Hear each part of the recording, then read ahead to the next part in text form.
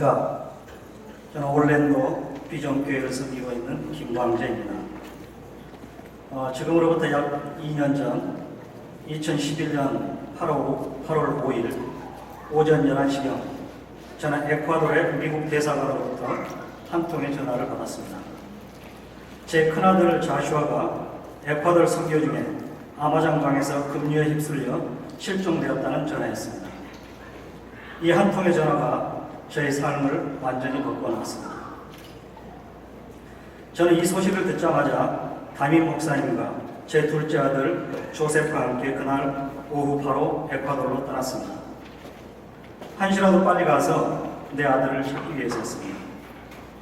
그곳에 도착하니 같이 갔던 선교 팀원들은 다 있는데 제 아들은 보이지 않고 아들의 가방만이 나를 기다리고 있었습니다. 아들의 가방 안에 들어있는 소지품을 보는 순간 주체할 수 없는 슬픔에 통곡을 하고 말았습니다. 그곳에서 저희들은 카누와 차를 타고 또는 걸어서 100km가 넘는 아마존강 지역을 제 아들을 찾아다녔습니다. 미국 대사관의 협조를 얻어 헬리콥터가 동원되고 아마존 원주민들과 경찰, 소방관, 군인 등 많은 사람들이 동원되어 찾았지만 쉽게 찾을 수가 없었습니다. 제 아들을 찾는 동안 부모로서 자식에게 아무것도 해줄 수 없는 내 자신의 무력함과 나의 불신앙으로 인해 자식을 데려갔다는 자책감으로 인하여 하염없는 회개의 눈물을 흘렸습니다. 우리가 그곳에서 자슈아를 찾고 있는 동안 수많은 사람들이 자슈아가 살아 돌아오기를 기도하였습니다. 자슈아는 교회에서 많은 어린아이들이 좋아하고 따르는 형, 오빠, 그리고 선생님이었습니다. 또 하베스트에서는 찬양팀에서는 베이스 기타와 첼로를 연주하며 가장 큰 목소리로 찬양을 하는 청년이었고 2010년 여름에는 CTI 음악 선교팀에 들어가 한 달간 대만에 가서 음악 선교를 하였고 2011년 봄에는 남미 선교를 주제로 한 영화 미션의 주제곡인 넬라 펜타지아를 제 엄마와 같이 첼로로 협연하여 많은 사람들에게 사랑을 받았던 아이였습니다. 이와 같은 활동으로 그를 기억하는 많은 사람들이 그를 위해서 기도해 주었습니다. 우리 교회에서는 많은 어린아이들이 울면서 기도하였고 청년들과 학생들은 아침 저녁으로 모여 기도하였으며 어른들은 금식하면서 눈물로 기도해 주었습니다. 특히 저희 목장 식구들은 마치 자기 친자식과 같은 아들이었기에 자기 평생에 그렇게 많이 운 적이 없다고 말했습니다. 그 외에 LA, 뉴욕, 시카고, 시애틀, 아틀란타 등 미국 전역에서 한국에서 캐나다, 대만, 싱가포르, 홍콩 등에서 수많은 사람들이 기도를 해주셨지만 하나님의 계획은 막을 수 없었습니다. 결국 실종된 지 8일 만에 그곳에서 그리 멀지 않는 곳에서 제 아들의 몸을 발견하였습니다. 하나님께서 그토록 사랑하시고 자슈아가 그렇게 열심히 사역을 했던 아마존 부족인 코판 사람들에 의해 발견되었습니다. 그들은 매일 아침 일찍부터 저녁 늦게까지 카누를 타고 100km가 넘는 아마존강 유역을 열심히 찾으러 다녔는데 결국 그들이 자슈아를 찾았습니다. 하나님께서는 그곳에 제가 상상하지 못했던 많은 것들을 준비하고 계셨습니다. 저는 제 아들이 여호수아 같은 사람이 되라고 이름을 자슈아로 지었기 때문에 하나님께서 자슈아를 갑자기 데려가신 데는 분명히 하나님의 깊은 뜻이 있음을 알고 매일 아침 저녁으로 여호수아 1장 1절에서 9절 말씀을 묵상하였습니다. 묵상 중에 하나님께서 저에게 주시는 말씀은 내가 발바닥으로 밟는 것을 다 너에게 줄 것이니 마음을 강하게 하고 담대히 하라. 두려워 말며 놀라지 말라. 내가 어디로 가든지 너와 함께 하겠다고 말씀하셨습니다.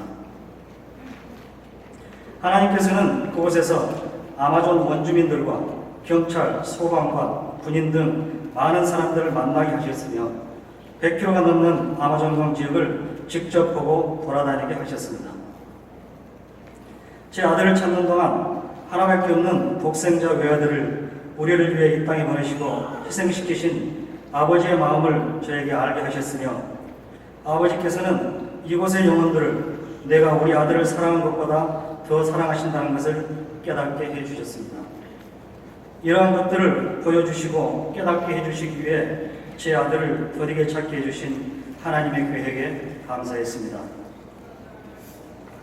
우리 교회 선교팀이 사역했던 선교지는 에콰도르 룸바키 까베르 지역과 아마존 원주민 호판족이 살고 있는 신앙계라는 마을이었습니다. 그곳에서 새로운 교회 건물을 짓고 어린아이들을 위해 BBS 사역들을 하였습니다. 룸바키에 도착한 날 밤에 전해받은 제 아들의 가방 안에 있던 일기책을 보았습니다. 까베르 지역에 새로운 교회를 짓는데 육체적인 노동이 너무나 힘들었지만 하나님이 원하시는 교회를 짓는데 자기가 쓰임을 받는 것에 기쁨으로 자기의 최선을 다하였고 특별히 아마존 원주민 신앙계 마을 어린아이들을 위한 BBS에서 말씀으로 성국으로 찬양으로 정말 열심히 하였다고 쓰여 있었습니다. 같이 사역했던 친구들의 말에 의하면 자슈아는 사역하는 동안 성령 충만하였고 사역을 마치고 떠나오기 마지막 날에 그곳에서 간증을 하게 되어 있었다고 합니다. 그렇지만 사역을 다 마치고 간증을 하기 직전에 하나님께서 데려가셨습니다. 말로 하는 간증 대신에 그가 직접 하였던 사역으로 간증을 대신하고 하늘나라로 갔습니다. 그곳 사람들의 마음속에 하나님의 사랑의 씨앗을 심어놓았습니다.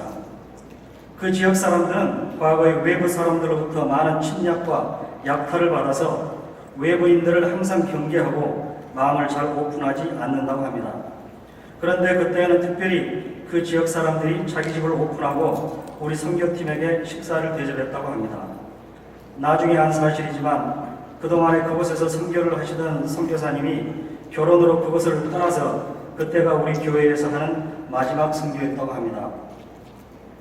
그런데 하나님은 우리와는 다른 계획을 가지고 계셨습니다. 그 땅과 그것의 영혼들을 우리에게 주시기로 계획하고 제 아들 자슈아를 순교의 제물로 받으셔서 이 일을 이루시기를 원하셨습니다. 나중에 제 아들의 페이스북을 보다가 자슈아가 마치 유서처럼 써놨던 시를 하나 발견했습니다. Change라는 제목의 시인데 영어로 써놓은 것을 중요한 부분만 번역하였습니다. 나와 내 가족 그리고 친구들 모두가 변한다. 그렇지만 하나님은 변함이 없으시다. 하나님께서 함께 하시니 변화를 두려워 말라. 하나님께서 나를 보호하고 계시며 그의 팔로 나를 감싸고 있다. 나는 그의 사랑하는 창조물이며 사랑하는 아들이며 사랑하는 친구이다. 하나님께서 함께 하시니 변화를 두려워 말고 하나님 안에서 희망을 가져라. 그리고 그가 하시는 말씀을 듣고 그의 목소리를 듣고 그의 울음소리를 들어라. 하나님 신령하게 변화되기를 원합니다. 저와 영원히 함께하여 주시옵소서. 여기에서 신령한 변화는 그의 죽음을 예고하고 있었으며 하나님께서도 이 계획을 이루시기에 슬피 우셨음을 상상할 수 있었습니다. 제 아들이 실종된 날 밤새도록 많은 비가 내렸다고 합니다. 그리고 2011년 8월 14일 저희 교회에서 메모리얼 서비스를 드렸습니다. 수많은 사람들이 올랜도와 미 전역에서 오셔서 자슈아를 추모하였고 많은 사람들이 자슈아를 통하여 자기 삶을 되돌아보게 되었으며 그들의 삶의 목표가 변화되었고 선교에 대하여 다시 한번 생각하게 되었다고 간증을 하였습니다. 너무나 많은 사람들이 간증을 하려고 해서 시간상 간증을 중단시킬 정도였습니다. 하나님께서는 자슈아를 사용하셔서 앞으로도 수많은 사람들을 변화시키고 구원하실 것입니다. 특별히 저는 제 아들로 인하여 제 삶이 완전히 변화되었습니다. 이번 일을 통하여 저는 제 삶을 다시 되돌아보는 계기가 되었습니다. 지금까지 저는 하나님이 축복해 주셔서 세상적으로 행복한 삶을 살아왔다고 생각하였습니다. 좋은 아내를 만나 하나님을 알게 되었고 두 아들을 주셔서 믿음 안에서 잘 자라게 하시고 두 아이 모두 자기가 원하는 대학에 입학하였습니다. 그래서 이제 아이들이 대학으로 떠나고 나면 우리 두 부부만 남아있으니 우리는 그동안 못했던 일을 하자고 하여 2011년 여름 제 아들이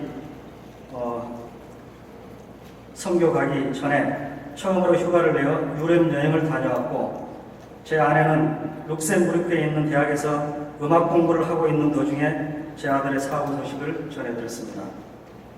우리는 아들을 영적 전쟁터인 선교지를 보내면서 기도하지 아니하였고, 매년 가는 선교인이 이번에도 잘 갔다 오겠지 하는 안일한 생각으로 세상의 재미에 푹 빠져 있었습니다. 이번 선교는 자슈아가 9번째로 가는 선교였습니다. 이것이 지금도 제일 마음이 아프고 아들에게 미안합니다. 또 제 아들이 선교를 가기 한 달 전에는 제 아내의 꿈에 자슈아가 하늘나라에 간 것을 보여주셨습니다. 목장 모임에서 그 이야기를 하면서 자기 평생에 그렇게 슬피 울어본 적이 없다고 하였습니다. 하나님께서는 이렇게 모든 것을 보여주셨는데도 미련하고 영적으로 깨어있지 못한 저희들은 기도하지 못하고 세상 일에만 관심을 가지고 살고 있었습니다. 그리하여 하나님께서는 제가 가장 사랑했던 큰 아들을 데려가시고 이 세상에서 내가 주인 삼은 모든 것, 내가 사랑했던 모든 것 다 내려놓고 온전히 주님만 사랑하기를 원하셨습니다. 제 나이 50이 넘어서 참으로 늦게 주님 앞에 모든 것을 다 내려놓았지만 이제 남은 삶은 오직 주님만을 바라보고 주님만을 사랑하며 살기로 결심하였습니다. 하나님께서는 또한 저희 교회를 축복하여 주셔서 자슈아를 통하여 영어권과 한어권 온 교회가 기도로 하나가 되게 하시고 선교에 더욱 열정을 갖게 해주셨습니다. 하나님의 그 크신 계획과 섭리를 우리는 다 알 수 없지만 순종하며 따르기로 하여 에콰도르 아마존 지역 선교를 위해 자슈아 프로젝트를 만들었습니다. 자슈아 프로젝트에서 하는 일은 첫째, 전영서를 가난한 원주민들에게 나누어주어 그들이 직접 전영서를 길러 젖을 짜먹게 하여 영양 결핍에서 해방케 하고 나중에는 우유와 치즈를 만들어 팔아 가정 경제에도 도움을 주어 빵과 복음을 동시에 전하는 데 목표를 두고 있습니다. 두 번째는 자슈아 프로젝트에서 앞으로 있을 에콰도르 선교에 필요한 모든 일정을 계획하고 수행하는 것입니다. 지금까지는 에콰도르 선교를 미국에 있는 이반젤리칼 커버넌트 처치 소속의 머지라는 선교단체를 통하여 하였는데 여러 가지 제약이 많아서 이번 여름 선교부터는 머지를 통하지 않고 자슈아 프로젝트와 에콰도르에 있는 현지인 교회가 협력하여 선교를 하기로 하였습니다. 이 일을 위하여 지난주에 저와 우리 교회 형제님이 에콰도르를 다녀왔습니다. 2011년 여름 선교를 마지막으로 생각하였던 에콰도르 선교가 2012년에는 더 많은 사람들이 가서 더 다양한 선교를 하였고 올해에도 우리 교회와 퀴또에 있는 산티아고 교회에서 약 40여 명이 헌신하여 전영서 사역, 치과 사역, 안경 사역, 태권도 사역, 사진 사역, 영화 사역, BBS 사역 등을 위해 선교 훈련을 하고 있습니다. 하나님께서는 에콰도르에 있는 영혼들을 무척이나 사랑하시나 봅니다. 1956년 짐 엘리엇과 4명의 선교사님들이 순교한 땅, 그곳이 이제 저의 선교지가 되었습니다. 불과 2년 전만 해도 에콰도르라는 나라가 어디에 붙어 있는지도 몰랐던 제가 하나님의 계획과 인도하심으로 지난 2년 동안 에콰도르를 6번이나 다녀오게 하셨습니다. 100여 년 전에 많은 선교사님들이 우리 한국 땅에 뿌린 씨앗이 지금은 많은 열매를 맺어 세계에서 2번째로 많은 선교사를 파송한 나라가 되었듯이 저도 자슈아와 우리가 뿌릴 씨앗이 열매를 맺을 50년, 100년 후의 에콰도르 땅과 민족을 믿음의 눈으로 바라봅니다. 끝으로 지난번에 협력 선교를 했던 에콰도르의 이반젤리칼 커버넌트 처치 총재 되시는 목사님께서 저희가 에콰도르를 떠나오던 날 주셨던 추모패에 쓰여진 내용이자 제 아들의 묘비에 새긴 글을 읽어드리고 간증을 마치겠습니다. In memory of Joshua Kim, for his service, vision, and life with the desire to bring the gospel to all the communities in Ecuador and the world. 마태복음 28장 19절 20절. 그러므로 너희는 가서 모든 족속으로 제자를 삼아 아버지와 아들과 성령의 이름으로 세례를 주고 내가 너희에게 분부한 모든 것을 가르쳐 지키게 하라. 볼지어다 내가 세상 끝날까지 너희와 항상 함께 있으리라. 아멘. 감사합니다.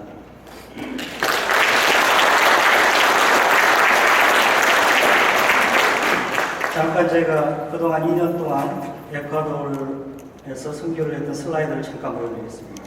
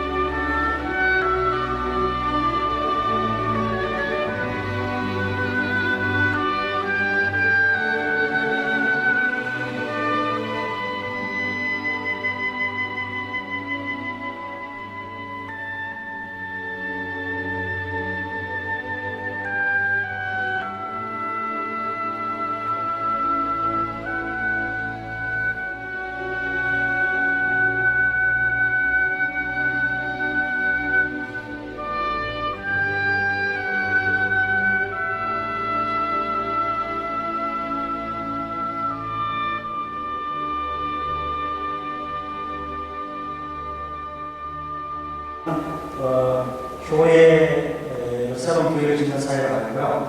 거기에서 2년 전에 자슈아를 가서 전에 시작했던 데서 그 후에 저희들이 계속 가서 그 교회를 완성했습니다. 그리고 두 번째는 전염소 사회가 있는데 지금 한국에 임실 찌즈 마을이라는 데가 있는데 여기가 한 50년 전에 벨기에에 있는 그 지정환 선교사님이라는 분이 염소 2마리를 가지고 와서 여기서 시작을 했는데 지금은 한국의 시기에 80% 이상을 생산하고 있습니다. 그래서 작년에 저걸 보기 위해서 임실 치즈만을 제가 다녀왔습니다. 그래서 저희들도 아까 보셨다시피 염소 우리를 지어가지고 굉장히 보시기엔 적게 보이는데 굉장히 크기가 한 50마리 정도를 우리가 저기서 수용할 수 있고 거기서 새끼를 아주 잘 나오고 있습니다. 한 번에 나오면 한 2마리 정도씩 나는데 그래서 새끼를 낳는 대로 저희가 거기에서 그 마을을 선정해서 염소를 나눠주고 그래서 보시다시피 저희가 처음에는 그분들이 영양이 안 좋으니까 젖을 짜서 먹고 그 다음에 그게 많아지면 나중에는 저희가 치즈나 요구르트 같은 것을 만들어서 그들의 경제 사회로 좀 도움을 주기 위해 그런 사회를 좀 하고 있습니다. 그래서 지난주에 저희가 거기를 다녀왔고 이번 여름에도 한 20마리 정도 사서 빌려서 그 많은 염소를 그나마를 좀 계획하고 있습니다. 감사합니다. 안녕하세요. 저는 문미란입니다. 제가 마이애미에 온 지가 한 10년인 것 같아요. 10년은 넘은 것 같기도 하고, 네, 저희 아들의 고향이기도 한데요. 여기 마이애미가 처음에 오면서 참 기대도 많았고 좀 떨렸어요.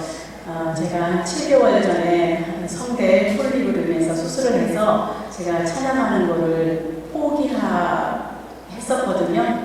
근데 하나님께서는 제가 항상 기도하기를 이렇게 하나님 정말 저 하늘나라 갈 때까지 제가 찬양을 하겠다고 그렇게 고백을 하면서 아까 우리 남편이 간증했듯이 제가 우리 둘째 아들 대학 가면서 제 욕심대로 제 세상 욕심과 그 명예를 더 얻기 위해서 공부를 하려고 제가 갔었거든요. 하나님께서 중도에 포기하고 오게끔 하시더라고요. 그래서 이제 하나님께서는 이런 걸 원하지 않는가 보다 하고 그냥 저는 모든 걸 포기하고 있었는데 지금 이렇게 또 우리 아들의 고향인 마이애미에 와서 이렇게 찬양을 하게 처음으로 지금 제가 이렇게 찬양을 하게 됐는데 너무 저기 장소를 제공해 주신 우리 마이애미 한일 장로님 너무 감사하고요. 또 우리 김종선 장로님을 23년 전에 저희들과 같이 신앙생활하면서 이렇게 알게 되게 하신 그 하나님의 계획하신 도 있는 것 같아요. 그래서 너무 감사합니다. 감사합니다.